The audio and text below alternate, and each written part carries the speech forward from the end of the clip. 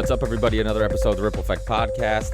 Today we got a really special guest, somebody I'm a huge fan of, and similar to me is a musician and also in the alternative media scene. So real quick before I introduce him, just want to let people know, remember to subscribe to us on Stitcher, iTunes, our YouTube channel. We do a video episode of every episode.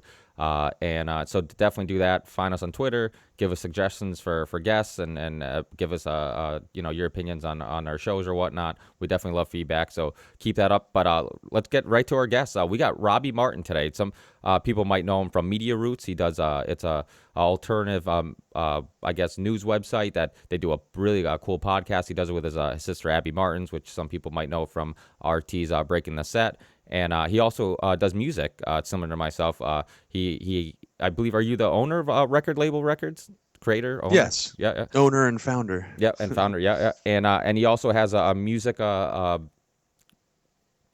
Fluorescent Grey is your music group, or not group. I hate when people call it group because it's not really a group because it's electronic music. So it's your music project. Yeah. So his music project, and he's a journalist, musician, and he does a documentary I just saw recently, American Anthrax, which I hope he does more of because that it was a really good documentary. It's on YouTube for free, so definitely check it out. And so I just want to thank Rob for being with us.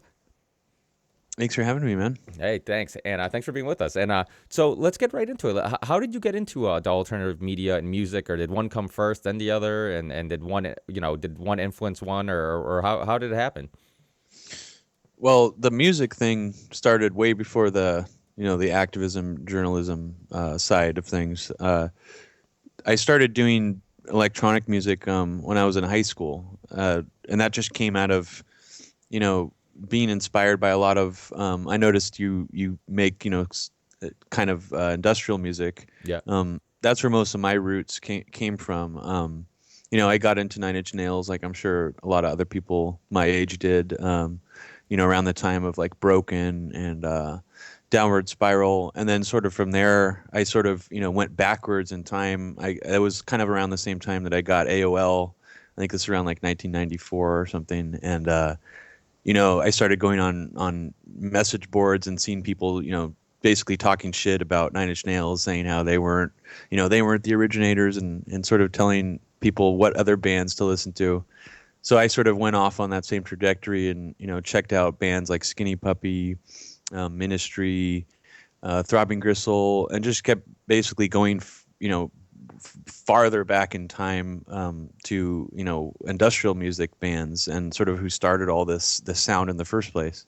Because like there's something very attractive about industrial music. It wasn't just sort of the like raw energy and the sort of mixture of like harsh electronics and sometimes guitars. It was also like the ethos behind industrial music that kind of came after punk as sort of a reaction to, it came with a lot of early industrial music, came this heavy dose of like nihilism, anti-establishment behavior, and just completely outlandish shock tactics. And I think that was what sort of attracted me to it. And, bands like Throbbing Gristle have almost nothing in common with, a band like Skinny Puppy, if you listen to them, side by side, but the ethos is very similar, and that's kind of what what attracted me to it. And then from industrial music, I just started branching off into all these other avant-garde music, noise music,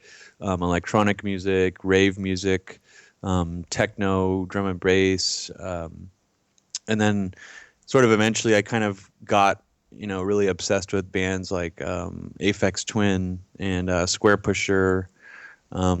The Skinny Puppy side project Download was a huge inspiration to me at the time. Bands like Coil, and kind of it was those bands and those influences that really made me want to start making my own weird electronic music, essentially. And Record Label Records was kind of just came indirectly as a result from me just doing my own experiments and trying to release my own shit. And that's kind of how that started. And, at the time that I had started Record Label Records, there was almost no political ethos behind it. I mean, I wasn't a fan of the establishment. I didn't like the U.S. government. But beyond that, I didn't really have many opinions about it. I didn't really know U.S. history very well. It wasn't until I was like, I think maybe 20, that I started to realize that, things were much worse than I had previously imagined. And I think that all sort of changed for me when I went to Japan for the first time and actually went to the Hiroshima Museum there and was sort of faced with all this information that, was really hard for me to digest. As just being an American, I didn't see myself as nationalistic, but at the time it just sort of created this cognitive dissonance in my mind where it was really hard for me to believe just how truly evil, dropping the bomb on Hiroshima was, I guess just because of how indoctrinated I had been in the United States. You always hear when you're growing up that it helped save lives, and then it ended World War II and all this bullshit. And I think that really turned me around and made me start looking much more critically at the United States. And then when 9/11 happened, I just remember being really shocked that everyone I knew wanted so eagerly to go into Afghanistan and start all these new wars. And of course, the Iraq War. By that time, I was completely a disbeliever in the United States government. I mean, it had just gone so over the top at that point. And then I don't think I really fully woke up and started wanting to do my own journalism until a friend of mine had this idea to make a fake beheading video, sort of in response to the Nick Berg beheading video that came out in 2004. And we made this fake beheading video, really low budget, no planning. We kind of just almost just did it as a joke. Like we didn't really have any political motivation for doing it. We just realized that how easy it would be to fake something like the Nick Berg beheading video because it looked so shaky cam and low resolution, that we just decided to try it in our garage and do that. And we never sent this video to any media networks or anything like that. We put it on a file sharing network on the internet called Kazaa, and we named it American Soldier Beheaded in Iraq. And we didn't think anyone was going to take it seriously because it looked so fake. We were hoping that somebody might repost it somewhere and be like, look, an American soldier was beheaded, and then it would immediately be figured out as a hoax. But nothing ever happened until about 3 months later when I woke up to my friend's picture basically on Fox News, like live on television. Wow. And I was just so shocked. I didn't understand how it went from us uploading it on this file sharing network to getting it in the hands of the mainstream press. And apparently what had happened is at 4 a.m, the wire services like Associated Press and Reuters picked it up from some Arab TV channel that an American soldier had been beheaded in Iraq. And it was the video that we had made in our garage. And at that time, it was too late. Once they figured out that it was a hoax, the wire services had already sent the story out to thousands of newspapers and TV stations across the world. So, even 24 hours later, after it was discovered to be a hoax, you would still find newspaper headlines in other countries saying that an American soldier had been beheaded in Iraq and all this stuff. And I was basically in the middle of this like media firestorm where as soon as they figured out that it was a hoax, the story in the media just quickly shifted to, well, these guys definitely did something illegal and they need to be put in jail and prosecuted. And the media just kept parroting all these statements by the FBI saying that what we did, is under investigation and all this stuff. And I actually got a visit by the FBI, and it was just a really strange experience because they just seemed like complete idiots.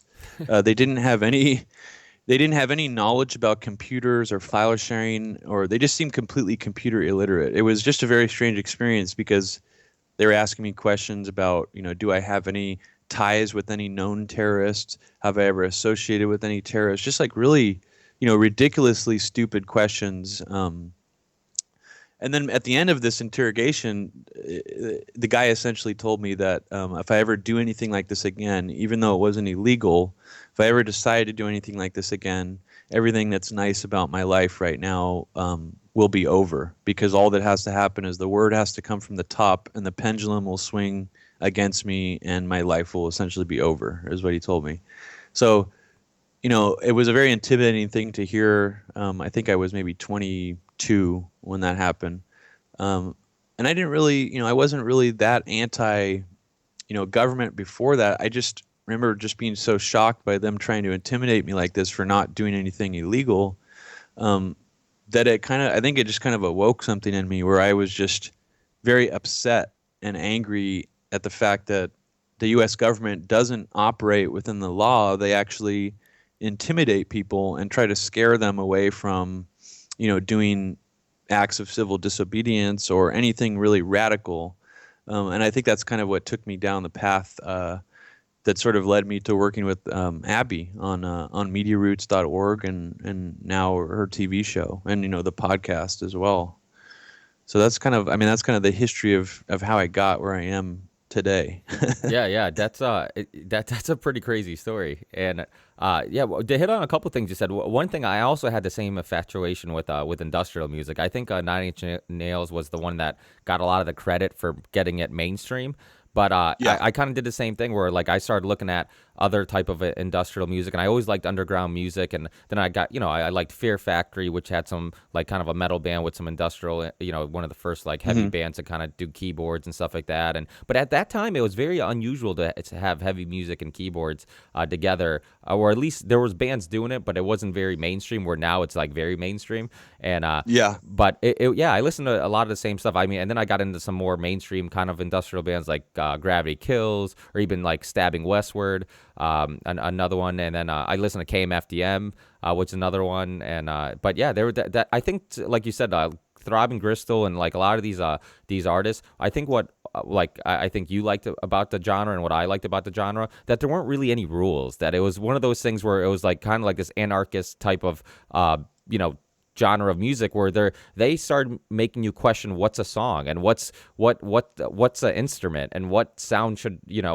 be used in a song. And so you had all this like experimental music, like you said, some of the more noise type of subgenres and stuff like that. So I think that it was really interesting because it kind of made you question things. It's like, well, we're told that this is the structure a song should be written or should be done, and then these people were saying like, no, fuck it, we should, it's like if it's pleasant to your ear, then anything can be considered a instrument or something that can be used in a song.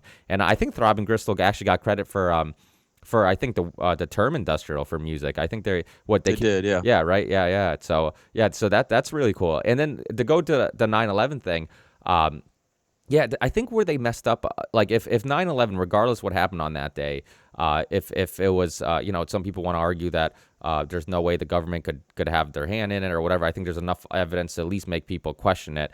I think that Of course. the one thing that they messed up on was, I think that nobody thought that 9/11 would cause so many people to be more aware and more conscious of the government and maybe if we're being lied to or not. Because everybody that I've had on this show, and I ask a lot of people in the mainstream or in the alternative media, like, oh, what was the big thing that kind of like, I guess for lack of better a word, like awoke you or made you more aware or caused the awakening or whatever. And 9/11's for a lot of people, I'm guessing around our age group, 9/11, and people even actually in different age groups, 9/11 was that incident that kind of, I guess a lot of people were going on with their lives and doing whatever, and then 9/11 kind of made people kind of reconsider everything. And so I think that if the government did let it happen for purposes of going into the Middle East, or if they had a hand in it or whatever, I think the one thing they couldn't have guessed was how many people were going to be more aware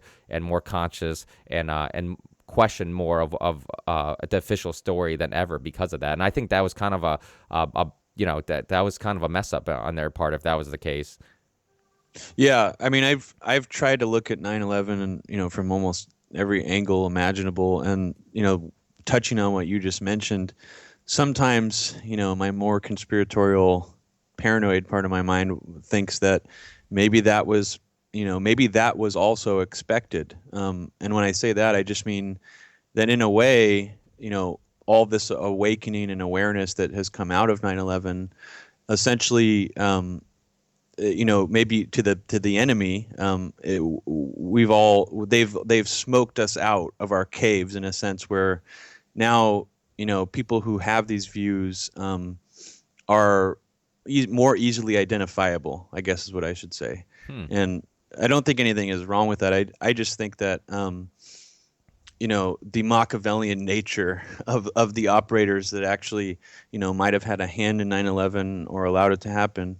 Uh, it's a really hard call. Like sometimes I am of the mind that they really flubbed it, because there's all these inconsistencies that are so obvious out there. But at the same time, if they flubbed it this badly, then how are they all completely immune to the law? And how did they so successfully obstruct an investigation of one of the biggest crimes of the century? And I don't know. I mean, I go back and forth on that a lot. That after 9/11, I guess it's easier now to tell who is anti-government.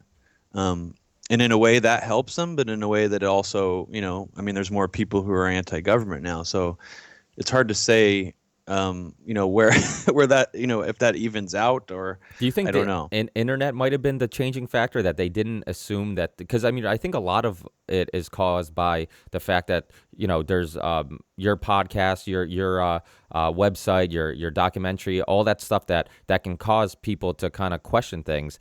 All this information's online, and there's very little restrictions on what, or at least for the moment being, there's very little restrictions on what we can share and information we can put out there. Even though it's all being kind of watched, we still have the ability to kind of spark thought and kind of get this information out there. Do you think that was the one that was kind of the I guess a surprise for them, that was like, holy shit, like we fucked up on 9/11, but they thought that maybe they could get away with some inconsistencies because nobody knew that the internet was going to become this I guess this way of people sharing these inconsistencies a lot quicker? Because you look at it, like a lot of countries had their own. I mean, the UK had the 7/7, Moscow had the bombings, and and some people believe that the government had a hand in that, in those really tragic bombings they had over there in Russia, and Very likely, yeah. yeah, and even the anthrax, the movie you did, American Anthrax. I mean, that a lot of people, that tactic has been used for centuries. That the fact that if you scare people, if you get people emotional, and while people are emotional, they don't think logically. They don't think. I mean, most of us don't think logically when when we're full of emotion or we're angry or whatever.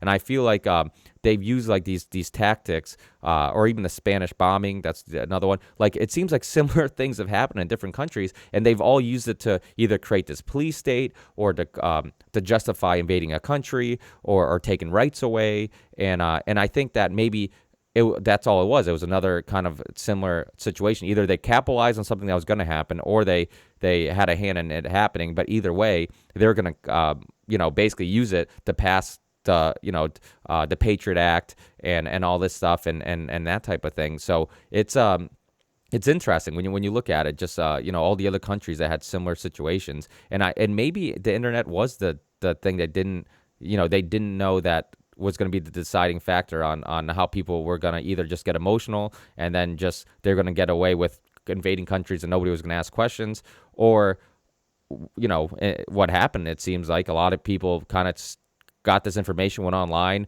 watched movies like Loose Change, and all these other documentaries that kind of Zeitgeist and all these other documentaries that kind of really got people to kind of open their eyes. So do you think that might have been maybe the deciding factor, the thing that they just never kind of they kind of didn't think it was going to be that big of an issue, that the thing that was going to basically expose them, I guess?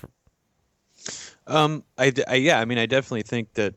Yeah, I mean, you hit it right on the money. That the internet was a whole new playing field, and previous to the internet becoming mainstream, the U.S. government, was using propaganda that you can trace back all the way back to World War I. The propaganda tactics that they were using, divide and conquer tactics, painting any sort of dissent as working with the enemy or giving fodder to terrorism. So those are I think the U.S. government had a lot of old school, basically Cold War era propaganda in their playbook. And that was what they were hoping would sort of guide them through the assault on us after 9/11. But the internet throws a wrench into that, in the sense that the internet just automatically allows for more critical thinking and also, paradigm disintegration. So we don't. Wait, hold on a second. I got to turn off this. Yeah, no problem.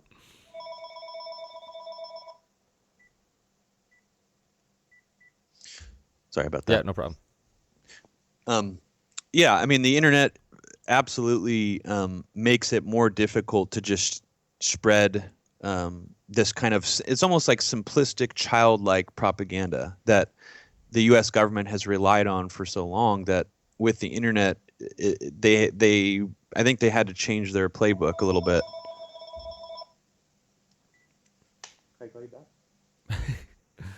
People who don't believe this is unedited, here we go. Here's the proof.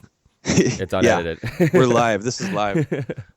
No, but I think you're right. I mean, And you made a good it point when you said, I believe on a recent podcast, or I don't know if it was an interview or what, when you said that I think they're more afraid of a mental, I guess, revolution and awareness than they are like a physical revolution and awareness. I mean, somebody who is well spoken, who can change people's thoughts and ideas and I guess enlighten people is way more dangerous than some guy who's angry who just throws shit through a window and gets arrested.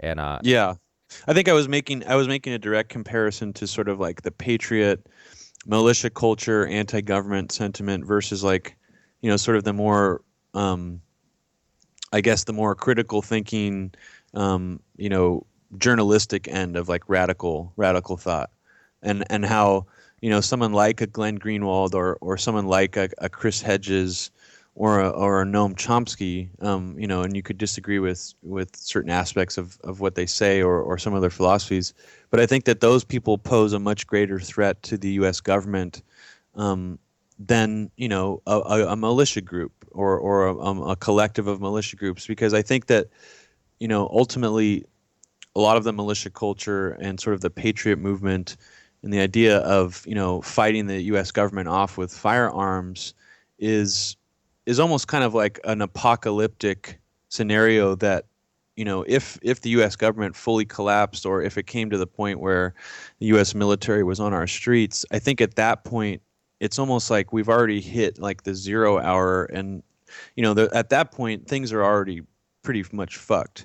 So I guess before we get to that point, hopefully we don't, but before we get to that point, I think that the people who are more intellectual revolutionaries who spread ideas with a large platform, or even just really good ideas and really influential ones through a small platform, are a great threat to the United States government right now, because ideas can spread and branch out, and I don't know.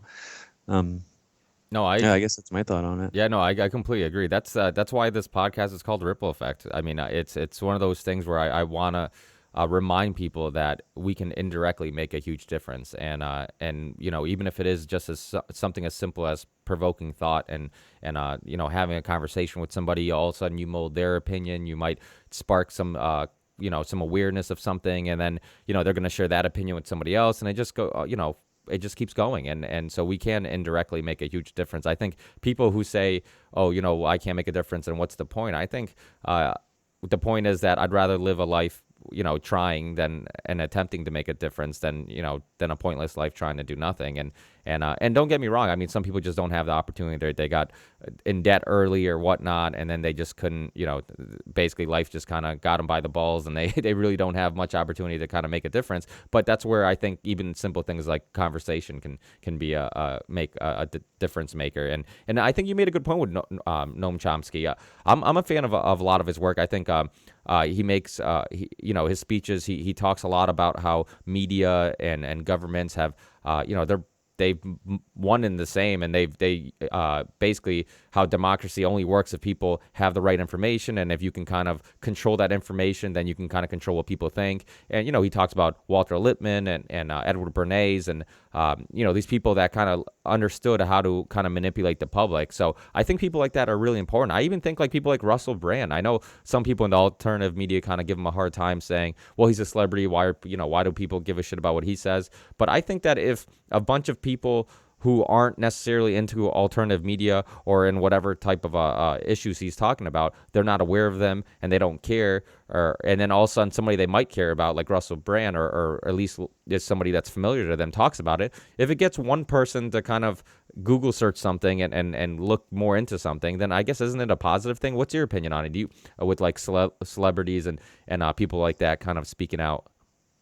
I mean, I think it's great. I mean, I think Russell Brand, what he's been doing lately is great. I mean, I'm not a huge fan of his comedy or his persona outside of politics, but I mean, the things that I've heard him say are right on the money, and I do think we need more celebrities who are plugged into things that way, just casually talking about it, not necessarily trying to be preachy about it, but just injecting it into the dialogue as often as they can. Um, I guess and to mention Russell Brand, I think another person that's worth mentioning is someone like Joe Rogan, Oh, absolutely. who I mean, imagine if there was no Joe Rogan, and the people that I mean, not imagine if there was no Joe Rogan, but imagine if Joe Rogan just stayed the guy that he was in the '90s. The sort of broy, stand-up comedian, mixed martial arts, enthusiast. Um, there's a huge untapped sect of the American population that bodybuilder culture, mixed martial arts culture. Those people, generally speaking, are not the type of people to be into radical politics or psychedelic drugs or things that expand consciousness on a very high plane. And I think that that's a perfect example of like someone harnessing like a huge untapped audience and using sort of their celebritydom to spread really revolutionary thought to a bunch of new minds. And I think that's something like what Russell Brand is capable of doing. So yeah, I'm completely for that. I don't see anything wrong with a celebrity deciding to wake up and start talking about it. As long as they're doing it in a smart way and they're not telling people to run down in their bunkers and hoard a bunch of guns. I mean, I think there's smart ways to do it, and there are also kind of dumb and irresponsible ways to do it. But luckily, it seems like more celebrities are sort of waking up on the more positive, useful end of the spectrum, I guess I should say. Yeah, I think. But then we have all these Hollywood celebrities who are more or less completely silent on during the Obama administration. Like Ben Affleck and George Clooney, Matt Damon. I mean, essentially being cheerleaders for Obama. I think Matt Damon said like one negative thing about Obama, but someone like Russell Brand coming out and saying that will cancel out thousands of those Hollywood celebrities just cheerleading for the Obama administration. And I think we've seen that it can have a really drastic effect like that. Yeah, I think you make a really good point, and I think the Joe Rogan point. Joe Rogan's one of my favorite podcasts. He's actually one of the biggest influences to why I got into podcasting, and I think his appeal, you hit it right on the head. Like, I think the fact that he appeals to the jocks, the people who like MMA and stuff like that. He also appeals to the potheads who are into smoking weed and or Totally. or stoners or whatever. But he also appeals to people who like stand up comedy. He appeals to I mean, he's had musicians on his show. He's had Neil deGrasse Tyson. He's had also people like Christopher Ryans and Graham Hancock. So people who are into suppressed history and so he appeals to so many different types of people.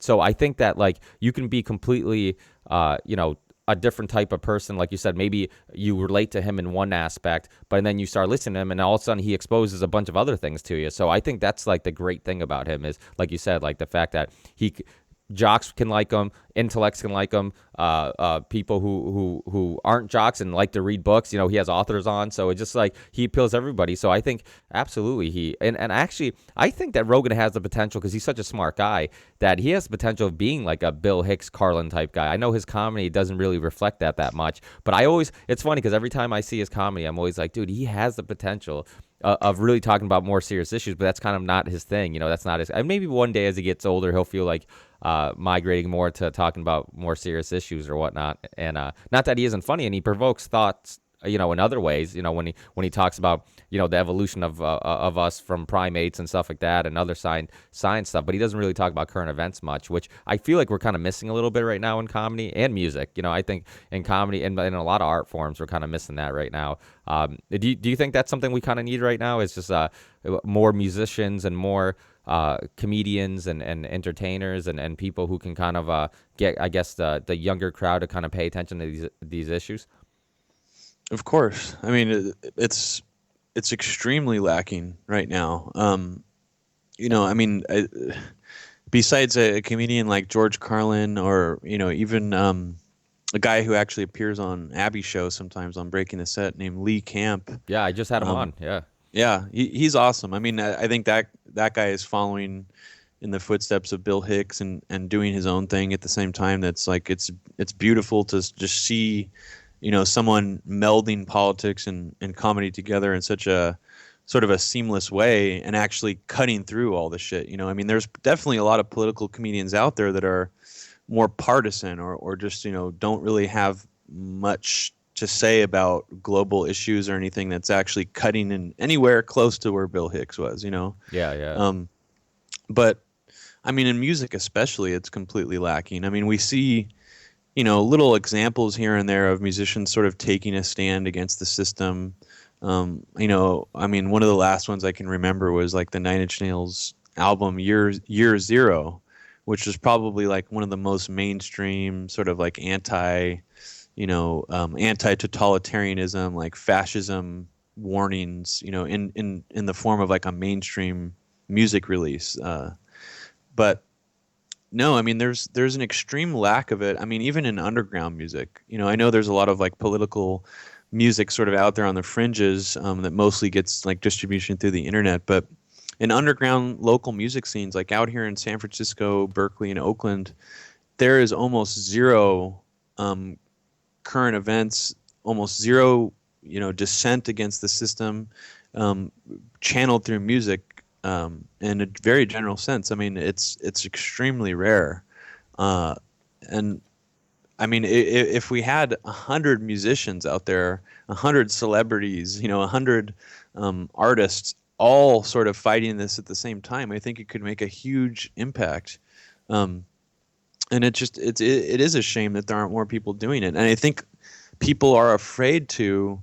Um, in general, I think a lot of people who tend to be artists, who tend to be musicians, are more sort of on the liberal or Democrat, persuasion of things. And I think a lot of those people are still afraid to speak out against President Obama or any Democrats, because Obama has essentially inherited all of the fascistic policies that were put in place by George W. Bush, and now they're Obama's policies.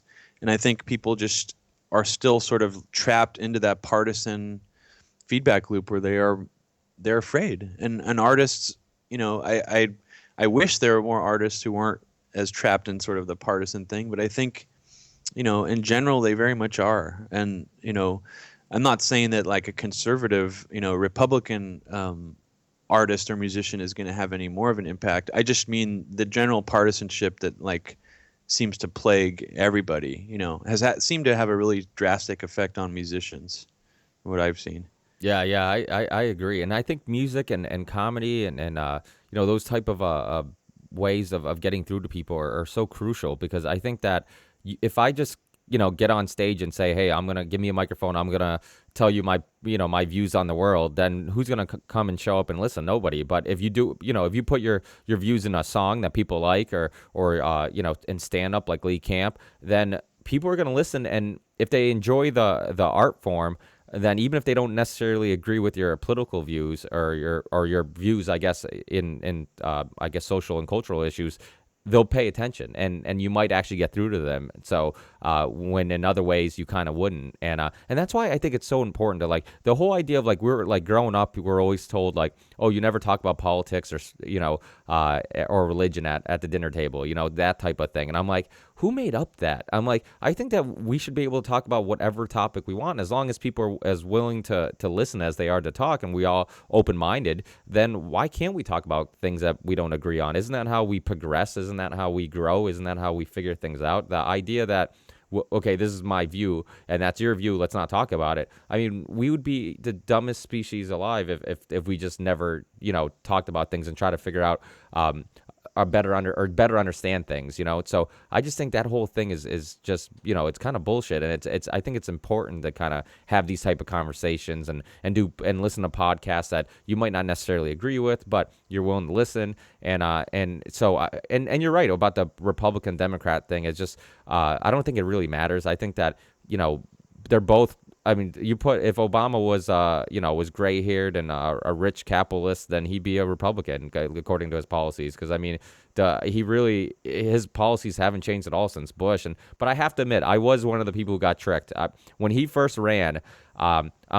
Maybe it was my dislike of Bush. But I kind of felt like he was going to be a little different. I'm like, okay, can only get better, and they didn't get better at all.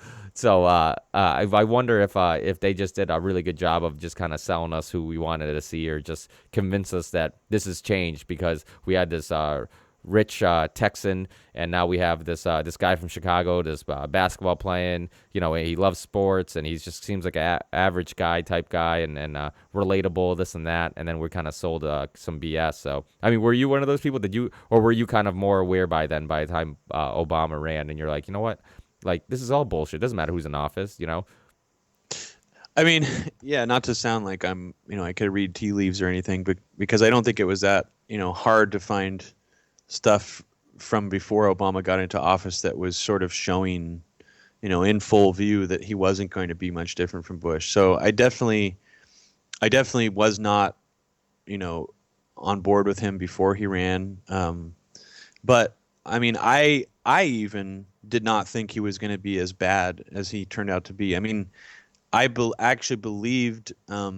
I guess. I mean, I will admit I was sucked in a little bit by the idea that he was going to at least reverse the course on some of the things that Bush did. And I already knew that he probably wasn't going to close Gitmo. I already knew that he wasn't going to repeal the Patriot Act. I already knew that he, for some reason, was just so in love with the Afghanistan war and wanted to send more troops in. I already knew all that stuff. But I had no idea. I mean, I never imagined, I guess I wasn't cynical enough, where I didn't even imagine that he was going to pass something like the NDAA. I guess maybe call me a little bit naive. I mean, that stuff to me even is still shocking to me right now as I'm talking to you, that it's hard to believe that Obama in some ways actually went above and beyond what Bush did, Absolutely, legislatively. So no, I mean, I guess it's even worse than I thought it would be. I mean, I guess that's the most honest answer I could give. Well, do you think that and you're absolutely right, and that's the thing that's kind of scary, is the fact that it seems like politics just got to the point where they're like, we really don't have to give them shit. Like, they just keep like every election, we just can keep convincing them that they're voting for something different, and we're giving them two options, so they have a option, which obviously they're doing their best to make sure there's never a third party, and which is on purpose, obviously, and it seems like they've gotten to the point where they can do whatever they want throughout their whole term. Then election year comes, and then they can convince us that we have options and somebody's going to make a difference. And it's just like they've done such a good job of convincing us that vote means something. And I think at the end of the day, when you do your research, you realize like the vote doesn't do shit. Like, policies haven't changed that much throughout presidents. They kind of been very similar, especially foreign policy and stuff like that. There's been a couple maybe some differences, but obviously they have to do something to keep us on board. So it just seems like we just can keep getting tricked. And do you think some of it is the fact that like they've done such a good job of just keeping people working and just unaware of what's going on, and they just distracted. Distracted. Yeah, that's the word I was looking for. Yeah, distracted. I mean, you look at like manufacturing consent by you brought up Noam Chomsky. If you have 3 hours of your life, you can watch the documentary, and it's they go right through the roots of of how these theories and these tactics they use to kind of keep people distracted and just feed us information, and when you don't really even the school systems. I mean, I think that wasn't by mistake either. The fact that we don't really teach critical thinking anymore and imagination, and that's why I think arts like like your sister does painting and you do music, and I just like that's so important, because I think that there's something about using that part of your brain that imagines and it's creative, that you can't trick somebody who uses that part of their brain as much as you can the person who doesn't. Do you think there's some truth to that? Yeah. I mean, I think that just the basic act of making art, puts your mind in a sort of, a state that I guess would be closely resemble like a childlike state, where you're free of a lot of the paradigms, and you could freely, express yourself in sort of the privacy of your own little world. And I think that, that state that people get in when they make art or they're creative is a similar state to what more activists need to be in, which is like being able to think outside the box and come up with new strategies and ideas on how to fight the system. And I think that is definitely a missing component to a lot of it, because I think you'll see a lot of activists, falling into the same paradigms and the same traps that most people do, which is just sort of, looking up to a leader figure, believing everything they say, or emulating, what they see other activists doing. I don't know. I could go off on a whole nother tangent about this, but I just think that is definitely an important factor and not even just having to be an artist or a creative person. I just think forcing yourself to think outside the box and like re-strategize and challenge your own views and not be lockstep or dogmatically believe in anything you hear either from the mainstream media or like the alternative media. And that's something I'd like to see more of, is just people being also critical of things they read in the alternative media and understanding that just because it's an anti-establishment media, indie media outlet, doesn't necessarily mean that it's more honest or it's more truth-telling. And I think that's a mistake a lot of people fall into. But going back to what you said earlier, of how indistinguishable the two parties have become, and I guess for me, the real turning point with just how permanently all of the Bush era policies would be sort of set in was the 2012 election, when you had Obama's challenger, Mitt Romney, essentially agreeing with all of the Bush era Obama foreign policy platforms, except Mitt Romney even wanted to take it, more. He wanted to push it even more. And so I think that it was a fascinating thing to watch, was that here is the opportunity for someone to actually challenge Obama on all of these Bush era foreign policy platforms, and no one did. I mean, during the debates, you saw almost no disagreement from Romney and Obama about, what to do with our foreign policy apparatus. And I think that's kind of a scary thing, where you like to think of, people like to imagine the Republicans as being these hawkish warmonger kind of people, but Mitt Romney pretty much agreed with almost all of Obama's foreign policy. And I think that in and of itself is just a really, it's shocking actually, but it's total normalcy, and here we are, 2014, Obama's only got, around 2 years left. And, he says he's going to close Gitmo and all this stuff. But, all the people who are sucked into Obama still and, think that he means well, they're going to get a really fucking bad wake-up call if a Republican wins office in 2016 and that Republican has access to things like the NDAA or, Gitmo still being open. And I guess I really just hope that if that happens, then people who are in a coma now under Obama, mostly like liberals and Democrats, will wake up, and maybe that's even too optimistic. I mean, they had the chance to wake up, the last 6 years or so, and they haven't yet. So I don't know, but I do sense that there's definitely a little bit more reluctance for people to promote Obama's agenda now, simply because his reputation has gotten, just so tarnished after the Snowden leaks, after all this bad press about drones. So I don't know. I don't know, man. I mean, I see Obama going on Zach Galifianakis's, sketch comedy show Between Two Ferns and going on all these late night shows. So I guess it just seems like he still has a lot of people fooled into thinking that he's like a good person, and just creeps me out. Yeah, well, I that's true, but I also think that there's a lot of people who were Obama supporters that now look at it and like, holy shit, maybe this two-party system is bullshit, because I think that they take advantage of like this nationalism, like this be patriotic, and it's like, and there's something about being on a team, like you pick a team, it's like, oh, I'm a Chevy guy, you're a Ford guy, or you're an indie guy, I'm an industrial guy, like the same way like the metalheads and the punks didn't get along, it's like it's like once you pick a team, it's like, and then all of a sudden it's like you can keep people separated, but it's like I hope that eventually people will realize like, holy shit, like I was pro Obama. All the things I hated about Bush and his policies haven't changed, and maybe this whole thing's just bullshit. And you know, and if you look back in history, like a lot of the presidents, I mean, like we said, like a lot of the policies haven't changed.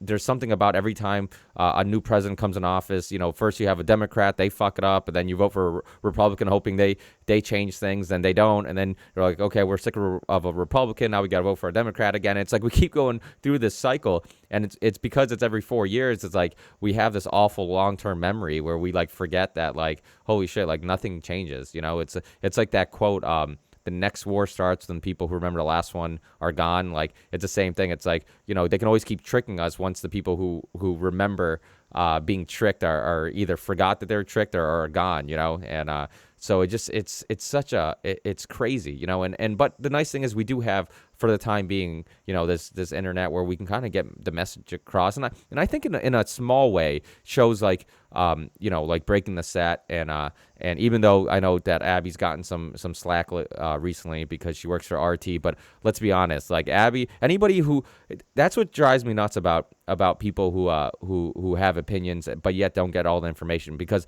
I'm a fan of Breaking the Set. I watch it quite regularly, and if you watch that show, you can obviously tell there's not much restrictions on the story she hits on, because she hits on a lot of stuff that you don't get anywhere else, like talking about corporations and fracking and all this stuff. So it's like, what are you guys watching? Like, what propaganda are you talking about? You know? So, but the cool thing is we do get shows like hers, and we get, you know, your website, Media Roots, and all this stuff. And the cool thing is it's all free for the time being. You know, it seems like we have more access to free stuff than ever. You know, you can put your music out for free, your podcast out for free. So let's cross our fingers and hope things stay like this, you know, and you know, nothing happens in you know, in the future where we end up getting restricted and having the ability to kind of put this information out or whatnot. And but do you feel like that's something that is unavoidable? You think eventually they are going to put a lockdown on the internet, or do you think that the internet has so many people who love the way it is, the anarchist type of way that it exists at the moment, where we kind of have the freedom to kind of do whatever we want and post whatever we want, even though, like I said before, we are being watched, but at least we can still do it for the most part. Do you think that people would get so angry and there'd be so many people who are enjoying it the way it is now that they just couldn't possibly piss off that many people and get away with it? I mean, honestly, I think they'd be able to get away with anything, because if they wanted to really launch an internet too, and to restrict free speech on a setup like that, they would just do it really slowly, and you know, just very slowly push it in, so that by the time it's actually in place, most people won't be able to do anything about it, and they'll be forced to upgrade or whatever. But I still hold out hope that there is such an anarchist hacker culture still very alive and well on the internet, that, you know, if worst case scenario there is an internet too, where freedom of speech is more restricted, then there'll be an alternative to it. It'll just push those people, I think, more into the underground of, you know, possibly even a completely different internet that's set up separately from the you know, the one that's been bought off by the corporate powers. But I do think it's the best hope that we have right now, to fight this war, and I just mean the information war. But and I mean, it's amazing to see the way that people are trying to, you know, Abby's off script remarks on her show basically have seemed to have activated like Cold Warrior neoconservative sleeper cells all over the country into springing into action and trying desperately to pivot Russia against the United States in sort of like a new Cold War, And that's scary. rekindling. Yeah. It is very scary, and but the whole idea that Russia today is propaganda in contrast to the United States media, which is quote unquote free, is just really silly. I mean, you know, you could argue that Russia today, you know, has a clear, obvious bias and state influence. It's owned by Russia. It's based on grants from the Russian government. You know, my sister and I always talk about this, that the idea of a corporate media structure in the United States, seemingly independent and autonomous from the U.S. government, saying the same exact things that the U.S. government wants to say, um, is almost more creepy to me because it's it's not obvious to the general public that this information is coming directly from the state, or that it's state influenced, or it's leaked from state officials and things like that. Um, so, I mean, it's a complex issue, but I do think that this smearing of, especially of Abby's show specifically, of being Russian propaganda, and you'll notice a lot of these people writing hit pieces about Russia today, they go very directly at Abby, and I don't think it's because, I mean, clearly, if anyone's watched her show, she talks about things almost exclusively about the United States. I mean, it has nothing to do with Russian propaganda in the sense that she's spreading a pro-Russian message practically ever on her show. But I think the real reason why they're going so hard after her for her show is because she's actually saying things that actually undermine the paradigms that these neoconservative cold warriors are trying to push. She's saying things that, break down the two-party system, that reveal the U.S. media structure as being corporate ran. These are all things that make it harder for them to put Russia today in a box and say it's entirely Russian propaganda. So instead of addressing any of the things Abby actually says on her show, it's much more effective for them just to almost like make Abby seem like her content is so radical and so lunatic fringe that it's not even worth checking out. By cherry picking, by finding things that she talked about that most people might consider fringe. But what's actually kind of ironic about that when they do that is, like, I think one of these guys actually posted a video of Abby talking about fluoride on Breaking the Set, and they presented this video up on an article saying, look what this Russian propagandist anchor is spreading, paranoid conspiracy theories about how fluoride is used to brainwash the American public. But in fact, Abby didn't say anything at all like that on the clip. Yet they post the clip underneath this completely, hatchet job, nonsensical description of it that has no relation to what she's saying. And someone can actually watch that and see for themselves that she's not talking about a brainwashing campaign. She's talking about how the fluoride that's used in the water supply is a chemical runoff from fertilizer manufacturing. And that's an angle of fluoride that you don't really hear many people talking about. Either you hear mostly the full-on, people. I hate to use the phrase "batshit," but like full-on. This is a government plot to brainwash us, to dumb us down. But Abby was actually taking like a very sort of environmentalist perspective on it, where it's like, this is not fluoride put into our water supply by a professional dental association. It's put into our water supply from like a backroom deal made between different industries that had excess product, chemical, that they weren't going to use in fertilizer.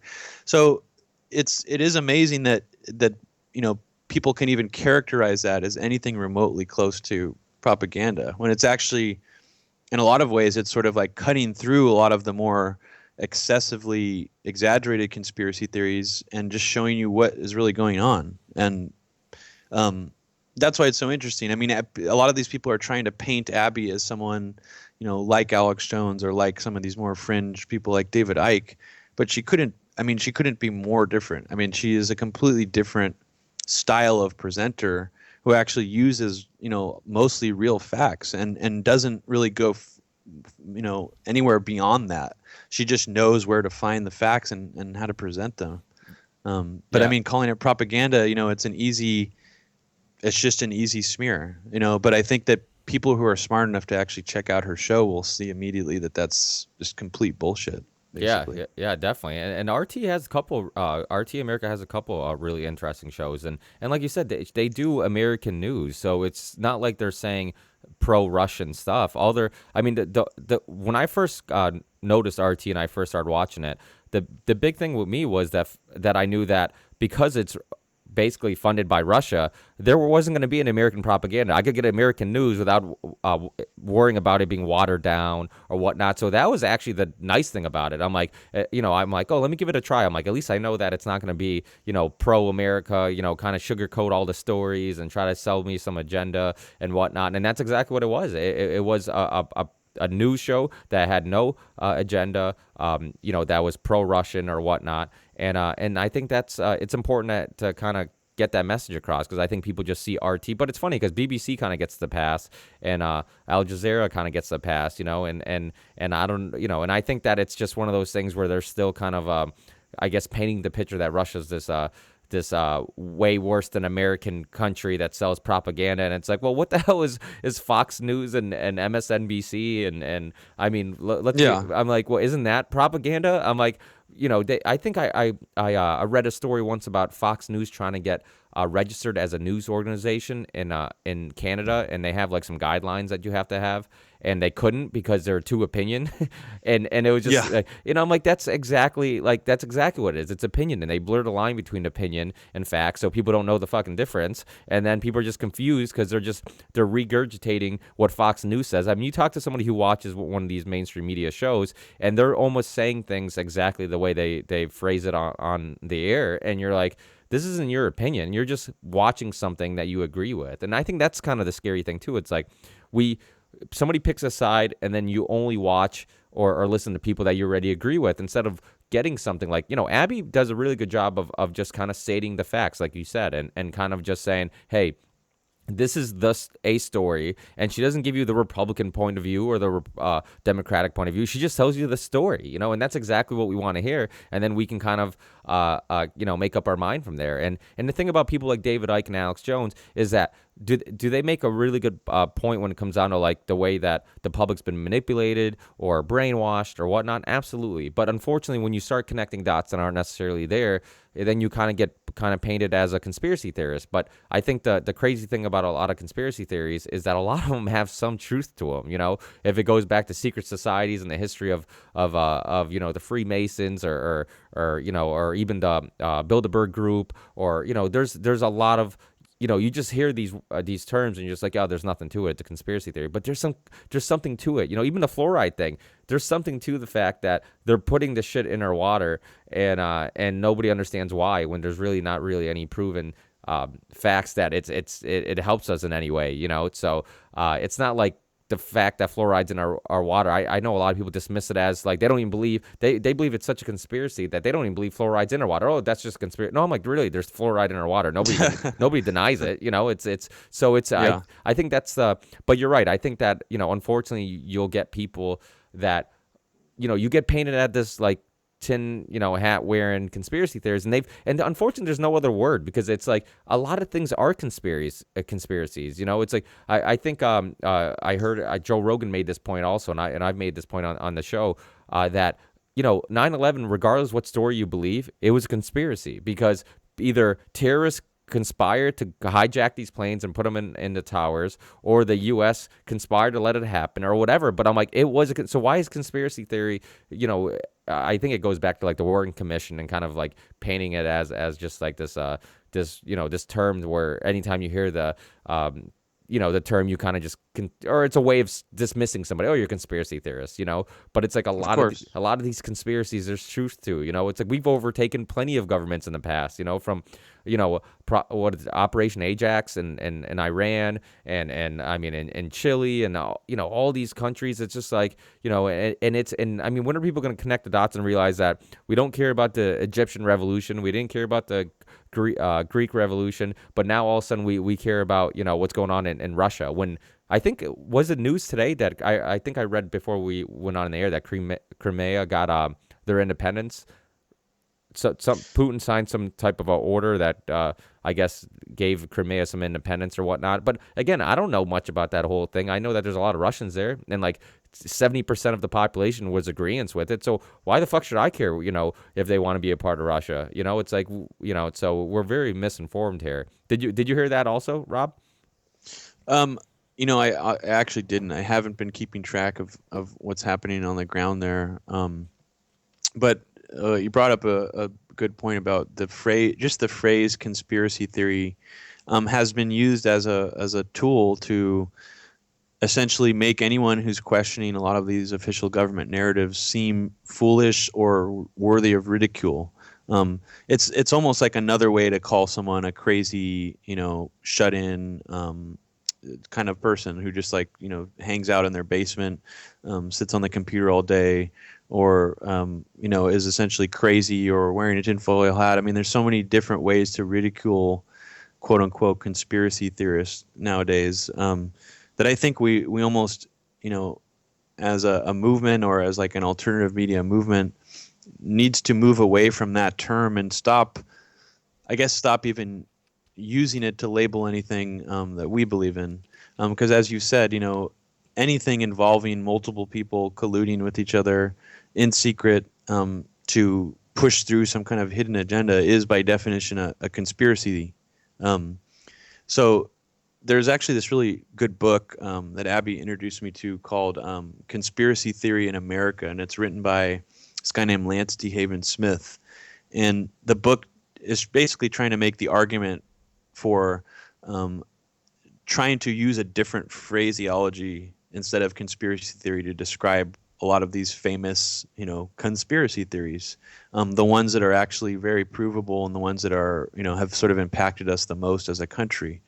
And in the book, he shows the CIA documents that were done during the Warren Commission that essentially say that, we need to start spreading disinformation out into the press, do black ops style, media infiltration, to start floating this term conspiracy theory out there to make people questioning the Warren report seem foolish or like crackpots.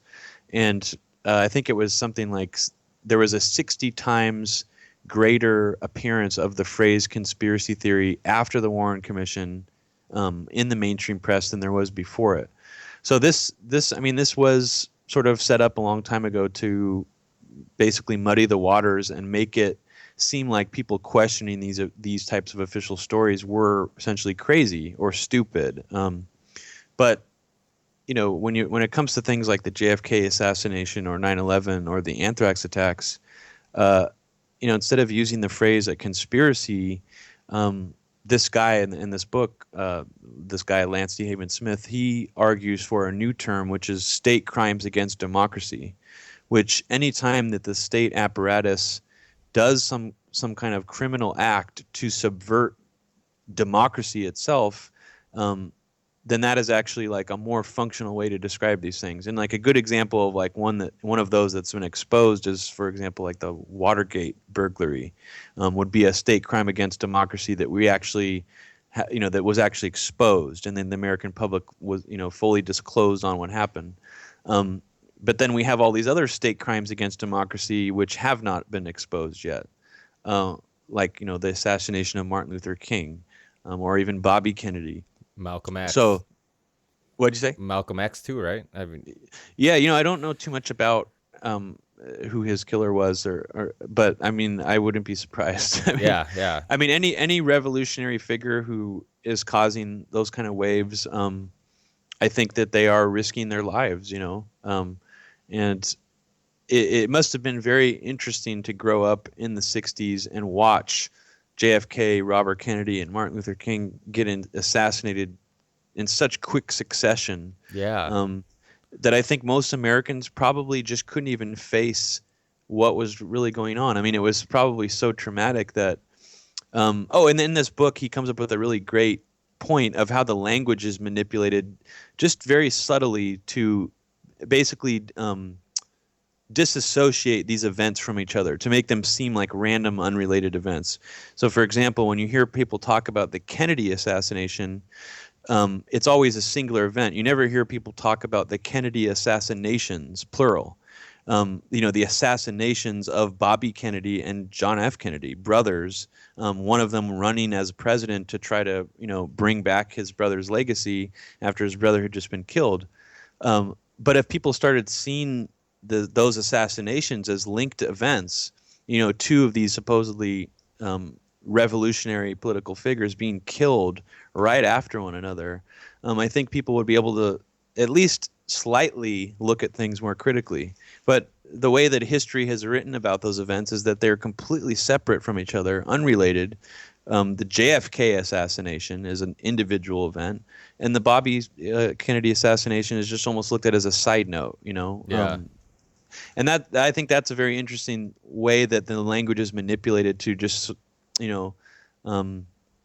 to sort of drift people's minds away from being more suspicious or skeptical, I guess. Yeah, kind of just not putting the dots close enough where people can connect them. Yeah. Exactly. Yeah. Yeah, and that, and yeah, and it's true, because if you just look at it and you put it in perspective, like, it doesn't seem like, it seems like it's just it can't just be a crazy coincidence that both Kennedys got shot by a lone gunman. I mean, Oswald was super like outspoken about his political views, and then all of a sudden he shoots the president. He's arrested, and all of a sudden he's like super quiet. It doesn't have any statement he wants to make. Doesn't even know he's charged. I mean, and that's just one of the many holes in the whole thing. I mean, besides the fact that obviously he had links to the CIA, and his Absolutely. his tax returns still won't be released for national security reasons. There's tons of files on JFK that they still won't release, which is just crazy, And then Sirhan with Robert Kennedy. I mean, Robert Kennedy would have made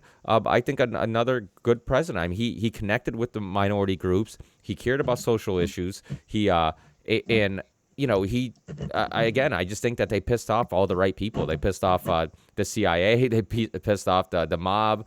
Jimmy Hoffa. It's just like it's that's what ends up happening. And I think that's, you have to put that in perspective. Like, I think that we want to believe that something like September 11th, or like the 7/7 bombings in the UK, or whatever, like whatever these tragic events are that kind of create this war on terror and scare people. So then we kind of it justifies taking away our rights and whatnot. And a lot of times we're willing to do it because of the fact that we just want to feel safer.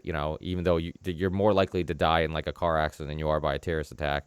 But it's just I think you look at it and you have to put in perspective and be like, we have to eventually kind of put the pieces together and use like alternative media and documentaries and music and all these things to get the message across, and hope that people will put these connect the dots and do these things. And that's why Alex Jones, even though as crazy as he is sometimes, we must say that 9/11 Road to Tyranny and a lot of other documentaries he's done has, I think, for a lot of people, have kind of woken him up and made him a little bit more aware. So I guess for all the loony things he says, like, one out of the 10 things he says is absolutely true and gonna get somebody to at least pay attention, and do that. So I think that's a good thing.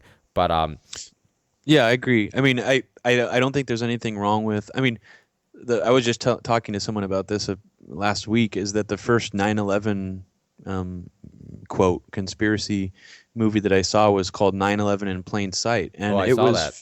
It was filled with, I mean, disinfo and things that turned out later to be bunk.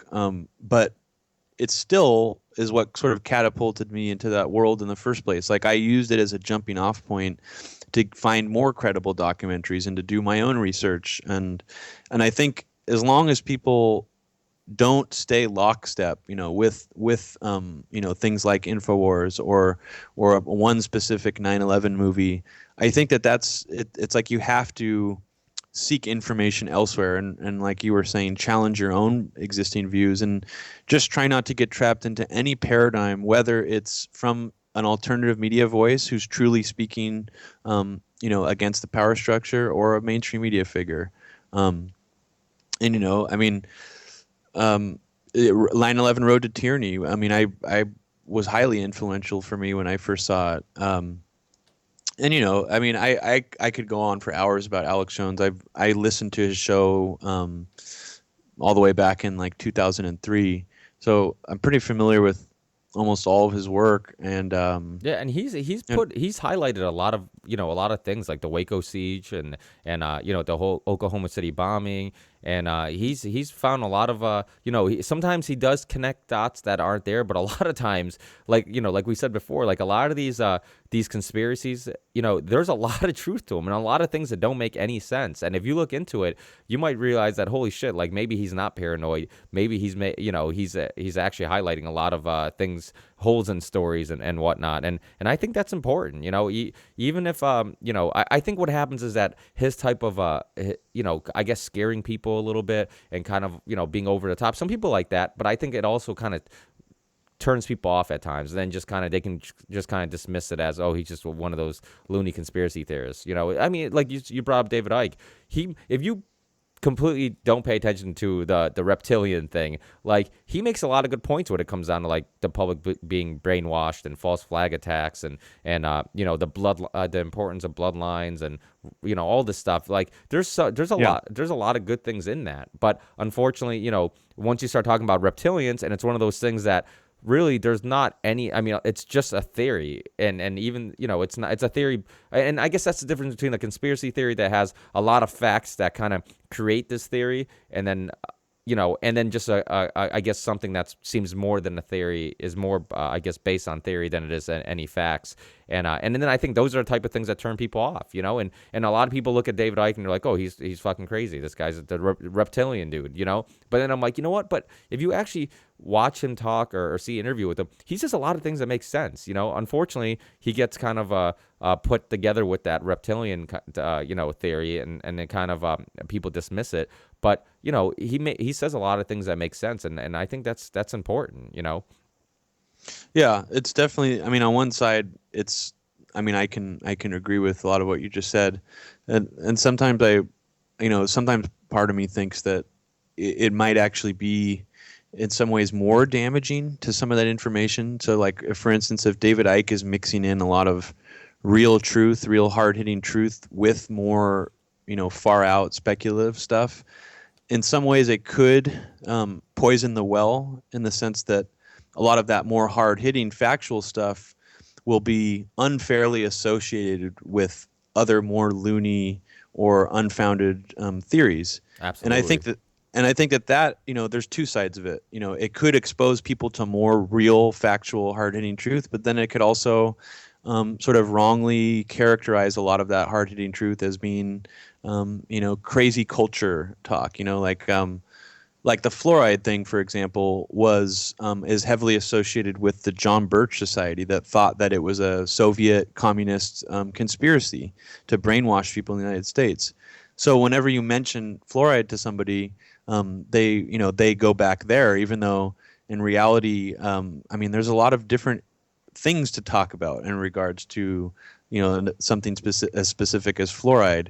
But because of that association, I think a lot of people instantly recognize it as something that's just crazy talk. And I'm not saying that people should avoid talking about things that have been, I guess, poisoned or have been like sort of tainted by those associations. But I do think that, like, sometimes I guess I think that, like, injecting certain kinds of disinformation, for example, into like the 9/11 truth movement, like things like space beams and hologram planes, has actually made it very difficult for the 9/11 truth movement to gain more traction. Absolutely. Yeah. And those are real problems. Like, that's why I think people in general need to diversify. Need to learn to be able to sift through a lot of the disinformation and what to chuck out and what to keep and hold on to. And it just takes a lot of like practice and time and experience. And and I'm excited for the eagerness of a lot of like 9/11 truth activists to go out there and confront people and things like that. But I think at this point in time, like, we really need to think of like new strategies to try to reach people, different strategies, different angles, like, like, for example, like talking a lot about the anthrax attacks, which in my mind sort of go hand in hand with 9/11. Absolutely. And, instead of yelling inside job, at public officials, I think we need to, like, go and confront them and actually in some ways act sort of like a Trojan horse and go up to them, sort of act like we're going to talk to them about something that they're interested in, and then maybe just slowly draw them into a conversation about 9/11 to just see what they have to say about it. And I think a lot of these old tricks from the 9/11 Truth Playbook are kind of ineffective at this point. And I think, even we talked a little bit about Chomsky earlier. People in the 9/11 Truth Movement hate Noam Chomsky. They think that he is a disinfo agent who is covering up for 9/11. And while I could kind of see I could understand that point of view a little bit, I think that it's damaging to focus so much on that and to try to draw people away from Chomsky's writing simply because that's an issue for whatever reason he refuses to touch or look into seriously. Because, just like you were saying about Alex Jones, there's a lot of things that he will say that are valuable and if you don't like, the point of view Alex Jones is coming from, and you just don't like him as a person, um, that shouldn't negate some of the things that he's saying that are true, just like Noam Chomsky. Um, and like 9/11 truth people have gone and tried to confront Amy Goodman for some of the things that she's done to, like, ignore 9/11. And I just think, I don't know, I don't think that is useful at this time. I think that we need to try to create a bigger tent and sort of like reapproach the whole 9/11 thing. How do we get people, how do we first of all cut through and demolish this idea that anybody who questions 9/11 is a crazy conspiracy theorist? Because that's the new challenge that we face. Originally the 9/11 truth movement was so obscure and so relatively underground that most people didn't have those built-in reactions to it. Most people were more open to it, I guess, back then. And when I say back then, I mean, only like 4 or 5 years ago. Now it seems like most people, at least people who pay attention to the media, sort of have this built-in knee-jerk response to 9/11 conspiracies now, where it's like, oh, that's crazy shit, or that's like tinfoil hat or whatever. So we face that new challenge, and I think by resorting to a lot of these old tricks in the playbook, we're only going to perpetuate that more. And I don't know, I really appreciate like a lot of the things that people in the 9/11 truth movement have done, and have sort of branched out from that, like guys like Nafiz Ahmed, who's using a lot of his old 9/11 knowledge and research to sort of fuel new, you know, journalism, or he's doing a lot of research on the collapse of industrial civilization and energy production. People like John Gold, who are very much sticklers for the facts and who will never speculate on anything that happened on 9/11, but they continue to just drive home every day, as many facts as they can find that basically puncture the official story. Or someone like Paul Thompson of the History Commons. And I think those are all different approaches to 9/11 that more people need to be thinking about. I don't know. I mean, I think this is something that's been interesting me a lot lately, is just how to, because these issues are still so important, they shouldn't be abandoned just because they're people ridicule them now. But we need to figure out a new way to basically get people to confront them seriously, without them being able to just simply ridicule us. Yeah, I completely agree, because that's one thing that it seems like it's when people are convinced that anybody who says that 9/11 was either let happen or the government might have had their hand in it, they automatically look at you like you're fucking crazy. And so what I would start doing, like, I had a buddy who he's a Vietnam vet, and he basically, I remember once we got talking about loose change 9/11, and he's just like, oh, he's like, that's crazy, that's crazy. I'm like, okay, so let's talk about history, because he loves history. He was in Vietnam, so we talked about Pearl Harbor, and I'm like, oh, what do you think about Pearl Harbor? I'm like, wasn't there some information that basically we knew it was going to happen, they let it happen, also that that there's we were basically causing the Japanese to kind of react and whatnot. And he's like, yeah, that's definitely, I definitely believe that. And then we start talking about other things, other things in history, like the Gulf of Tonka and Northwoods and all these things. So and then JFK, and we just kept kind of talking about history and like all these things where we've kind of been lied to. And then I'm like, okay, now let's get to September 11th. I'm like, okay, so if the government could have let happen or had a hand in all these other events, what makes you think it couldn't happen now? I think because we're emotionally still attached to it, the images are still so fresh in our minds, it's harder to believe it. Because I think that when we see people actually who suffered because of the events, people who were emotionally involved and lost loved ones or whatnot, it's so hard to believe that basically somebody could pick, I guess, foreign policy or whatever, the future of the U.S.'s, I guess, invasions of Middle Eastern countries, or whatever the reason it was that they might have let it happen. It's hard to believe that would trump, human life. But you look at history, it's always happened that way, So it's just like, it seemed like the best way of me kind of getting people to open up to September 11th. It's kind of talking about other historic events and kind of get them to kind of notice like, oh, we agree on this, we agree on that. And I think because a lot of those events happened so long ago, it's easier to kind of look back and say, oh yeah, JFK it wasn't definitely just, if Oswald was involved, he definitely was funded by the CIA or was or he was a patsy or whatever, and then Yeah. we move on. Then we get to September 11th. We're like, well, wait, that kind of makes sense. That's right, because if the same people who were affecting these events are in power today, absolutely they would they're capable of doing the same things. So it's just it seemed like that was the best way for me to get through to people. Also, like, instead of getting in this war, like you said, like screaming at each other, like, oh, it's an inside job, this and that. Like I try not to come off as strong, and I try to say, hey, I'm like, listen, I don't know what happened, because I think what you said was very important. We should always question our beliefs, and we should never stick to one story or set our opinions in stone. Too many times we're like, okay, I believe that the planes were holograms, and then you're stuck there, like you don't move, and like no new information will can come in, or you disregard any new information or any other theory or whatnot. And Yeah. and I think that it's so important to question. Even like I'm an atheist personally, but I always tell people, even religious people, if I have a friend that's a Christian or whatever, I'm like, listen, I could be wrong. I'm like, I don't know. I'm like, according to the information I have, I'm an atheist. According to I took in this information, I came up with my own opinion.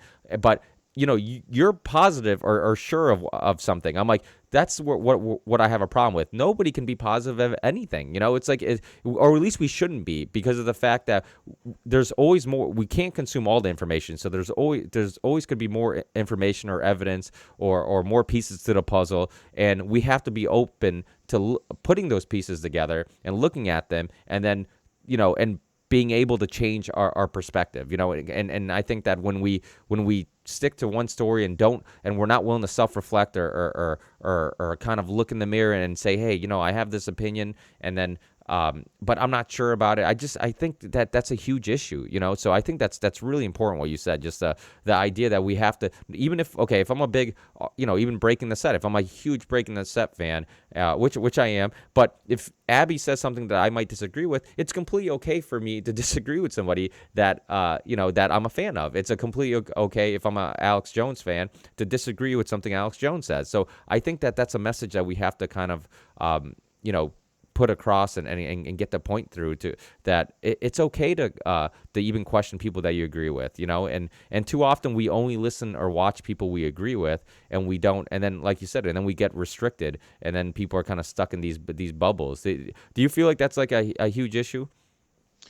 I really do. I think that's actually one of the biggest issues that's sort of facing and stifling, not just the alternative movement, but a lot of like radical political movements on the internet. And I think I really first started to notice it when the Tea Party got co-opted by, the big money in the Republican Party.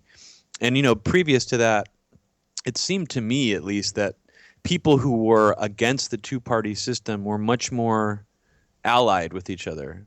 And when I say that, I just mean that people who were not Democrats and who weren't Republicans, such as people on the Green Party side or on the Libertarian side, were much more likely to sort of join together the parts of their ideologies that crossed over. Anti-war, pro-civil liberties. There was always some non-crossover with those two philosophies before, like things like the EPA, the Green Party, really behind environmental regulations and corporate regulation. Libertarians aren't, but yet before the Tea Party exploded, it seemed like people were much more open to sort of joining forces to fight the establishment together. I remember even people talking about Ron Paul and Kucinich, that they should share a ticket, they should run together. Absolutely. And I feel like only 4 or 5 years later, nobody thinks that way anymore. I mean, I don't mean to be that, dismal about it, but it seems like we've gotten so infected by sort of this paradigm, versus mentality that now, I notice a lot of people who watch Abby's show, since she has a lot of libertarian beliefs, a lot of really hardcore lockstep libertarians will watch her show, and if she'll say anything remotely, on the end of social welfare or promoting, things like corporate regulation, people will get really upset and they'll say, what are you talking about? Are you a statist? Are you saying that the government, should tell me what to do?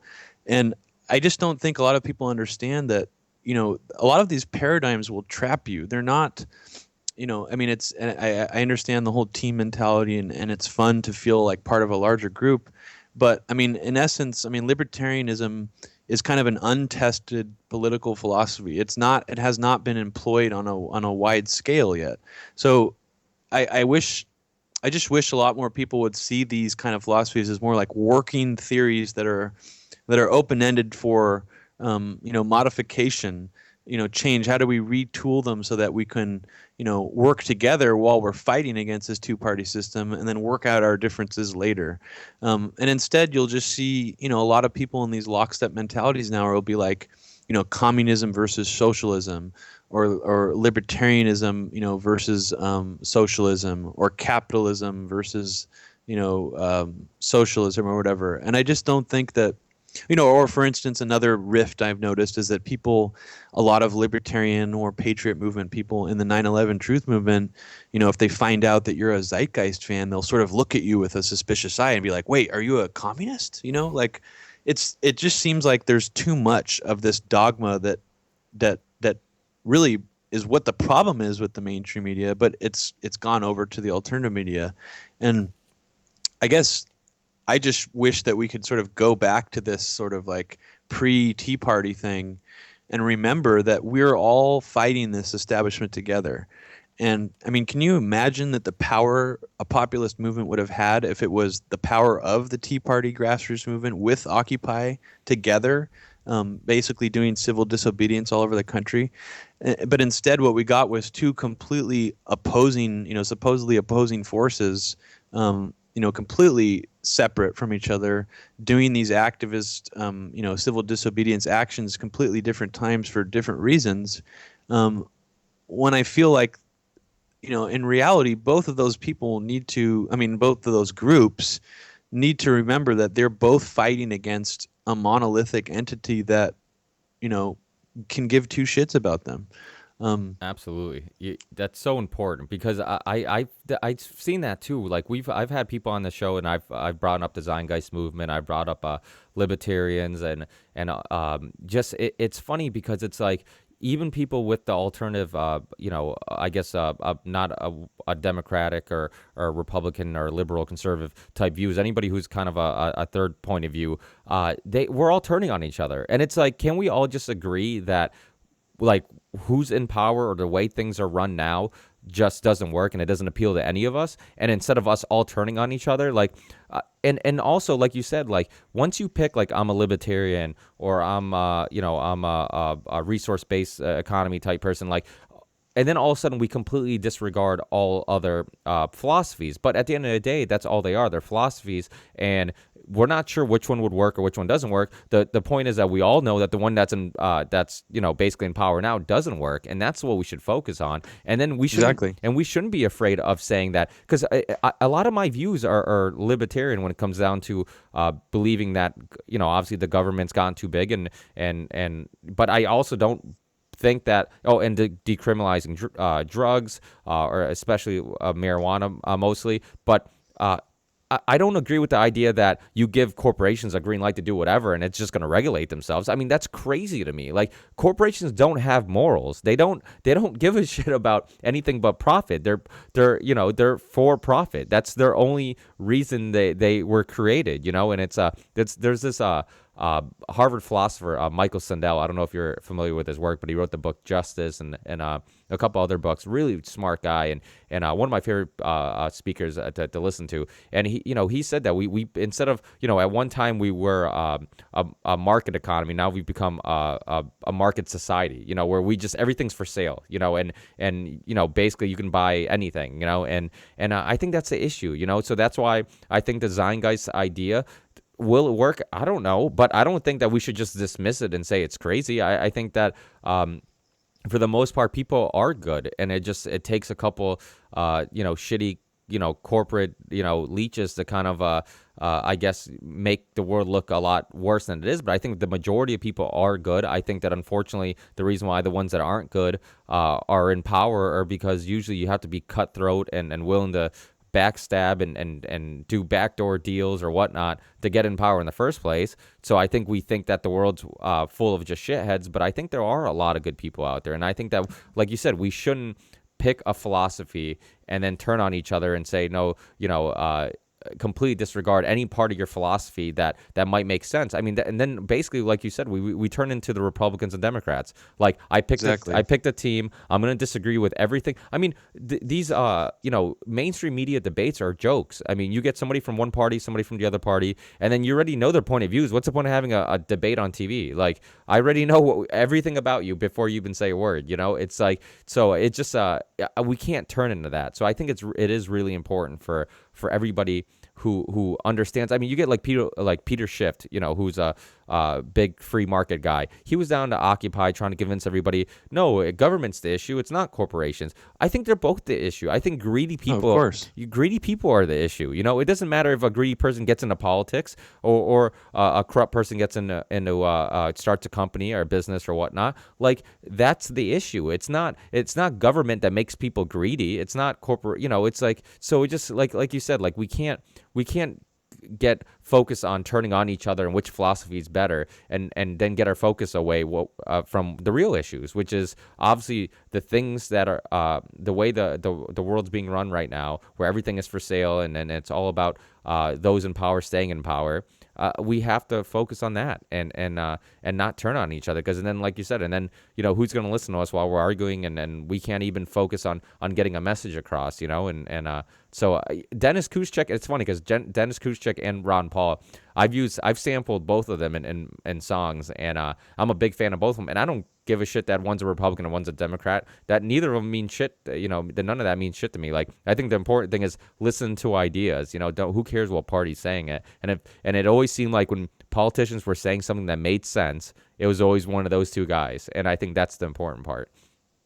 Yeah, and I think I just wanted to go quickly over like the COINTELPRO, one of the most like destructive things to like revolutionary dissent in this country, is as old as the radical movement itself in this country.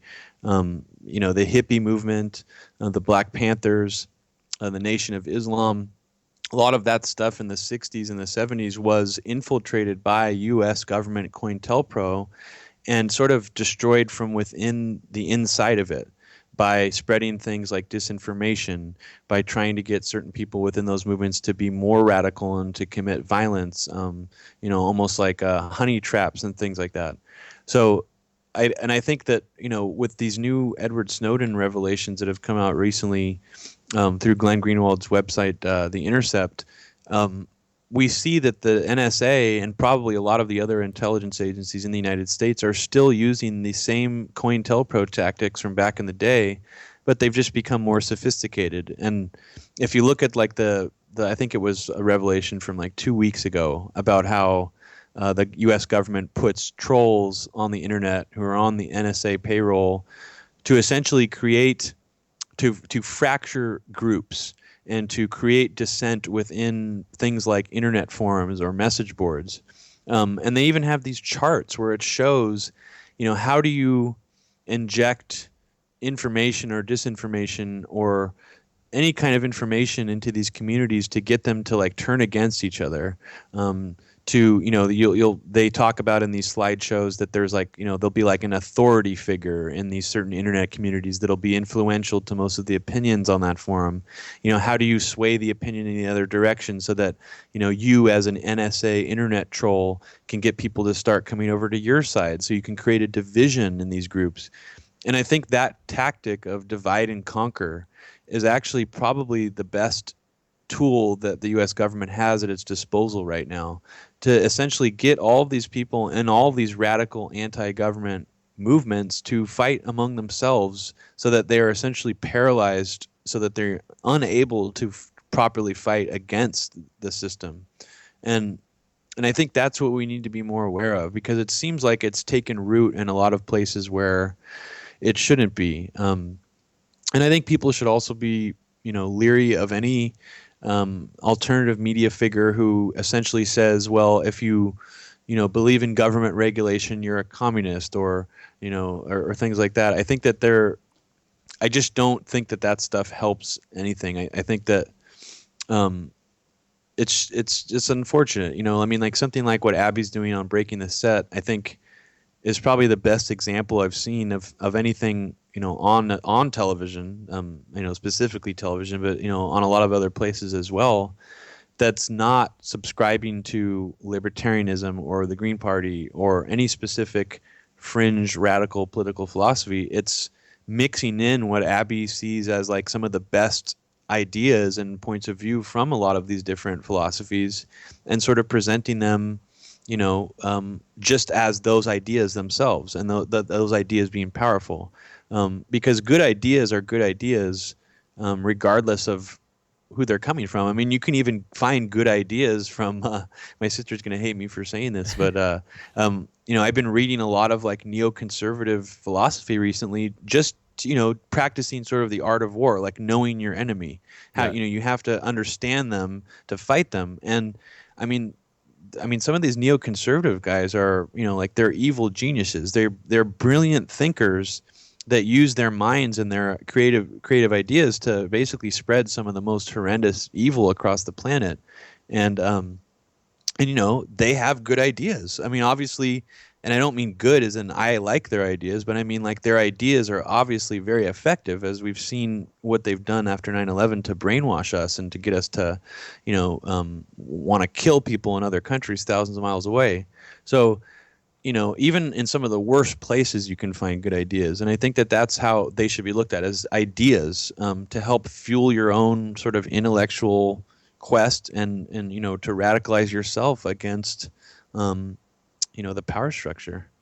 Yeah, no, I definitely agree. It's so important, and it's important to understand that no matter what the ism is, if it's socialism, if it's capitalism, if it's, I mean, not, you can't completely dismiss it. I mean, we have to look at it all as an open mind, and really probably the best option is a little bit of all those. It's taking a little bit of from all those philosophies and creating, one that makes sense for everybody, and I just think that, too quickly we dismiss somebody that's, oh, you sound socialist, you sound like a capitalist, you sound like a, a communist, and it's just like, there's probably somebody could break down communism right now and talk about certain things about communists that might make sense to a lot of people who dislike communists, communism. Exactly. Yeah. If you break it down without using like the language, the buzzwords, the words that make people's alarm bells go off, and you just described it in a very cut and dry way, it would probably sound very appealing to a lot of people.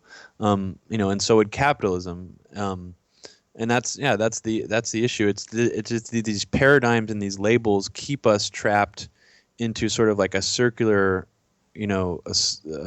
paralyzed state where we're just kind of. I think a lot of people in the radical political movements right now are moving in circles, and I don't mean to to describe myself as someone who's completely above and separated from this. I mean, I've had to learn this about myself from years of being trapped into this this way of thinking too.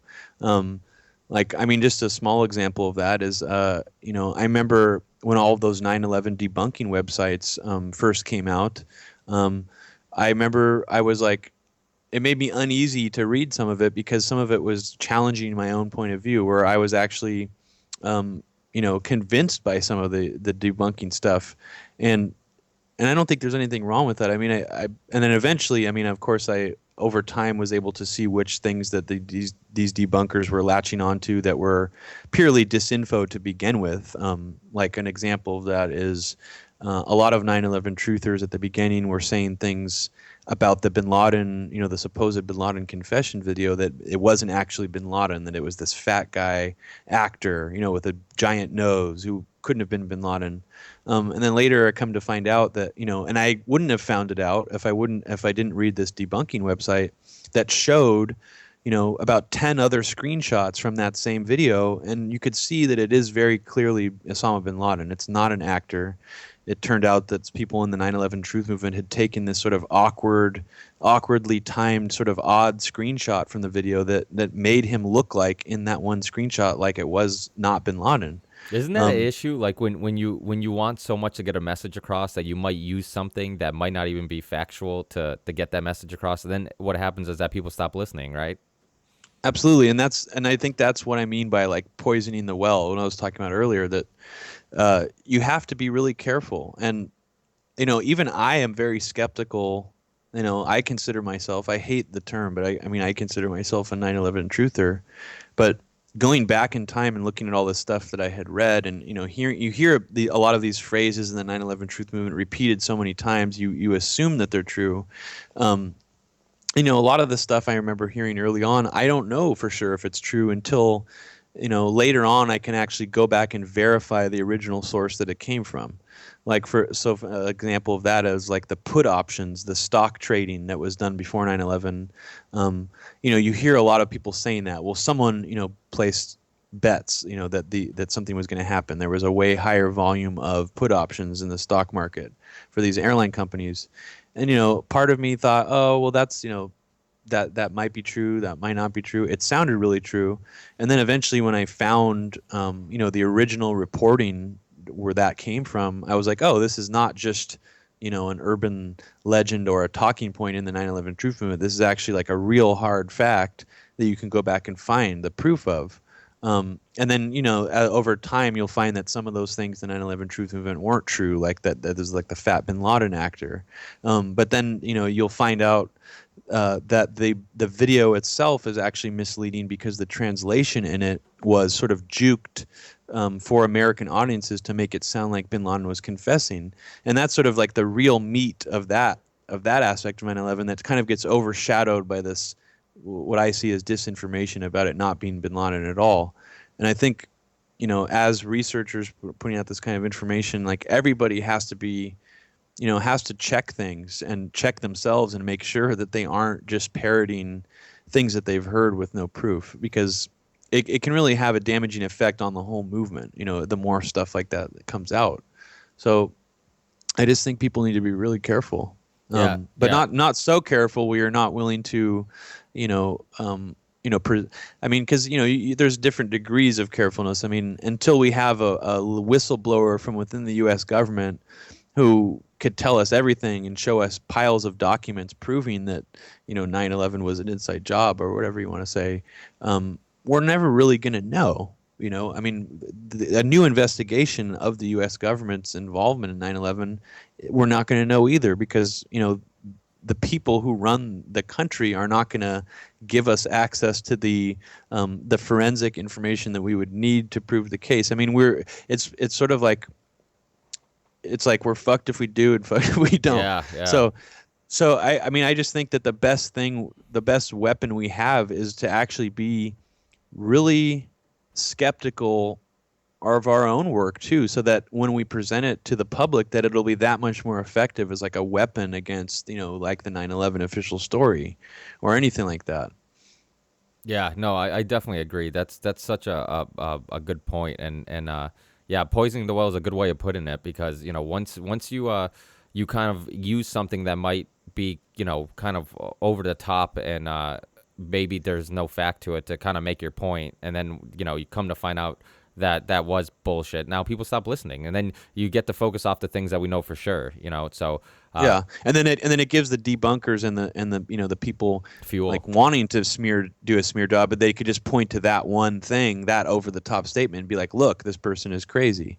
Yeah. And what may or not be true, it might just be a form of cherry picking. But at the same time, if that particular person didn't go as far and just stuck to the facts, then someone might not have been able to characterize them that way. So I mean, there's all types of complex issues that happen, and that's why I think things like even using the phrase conspiracy theory, using the phrase inside job, are not effective anymore to really get the points across. It's like we need to we need to like redefine these things and just start using new language that kind of goes around these paradigms that people have already set themselves up in. Even the paradigm of, you know, reactionarily, you know, scoffing at anything remotely close to, you know, 9/11 being an inside job, because Yeah. that's a paradigm in and of itself now. You know, built-in laughter, ridicule, when you bring that up to people now. Well, I think the big issue too is that nobody likes to be wrong, you know. So it's like if I'm a you know, a 9/11 truther, and you know, loose change was a huge influence on you know, my awareness, and I definitely think that there's tons of fuckery that happened, and but if somebody says something that makes sense, that, you know, that's trying to debunk my debate, I have no problem saying, yeah, no, you're right. That could be it, you know. And I think that that's disarming. You know, I think that if I completely just disregard any fact that might make sense or any opinion that might make sense that debunks what I'm saying, we shouldn't be afraid of saying, okay, yeah, you're right. That could be an option, but there's also this and that. And you know, why won't the Pentagon release the videos of the plane hitting the building? How come two planes took down 3 buildings in New York, but yet only left a little hole in Pennsylvania? You know, how did we find the passport of one of the hijackers, you know, just laying in, you know, on the ground, you know, in New York? Like, Yeah. there's all these things that I think that we can focus on, that, you know, instead of saying that every time somebody says something that makes sense, just completely disregard it, and then they're going to do the same to you, you know. So, and then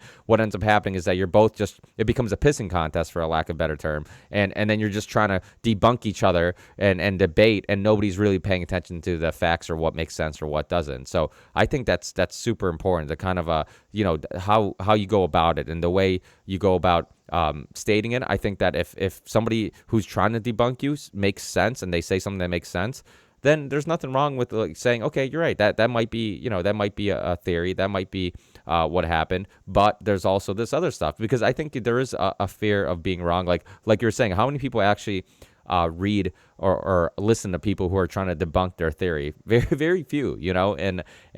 But it is important, because, like you said before, it's almost like knowing your enemy too. It's I think it's important, because I don't want to be the dumbass who puts all this effort and energy in trying to spread something because I think that it's important information, and then come to find out I was wrong, you know. So I think we should all look in the mirror and really make sure that you first believe in what you're saying. Then, you know, once you've come to that conclusion, then share it. Yeah.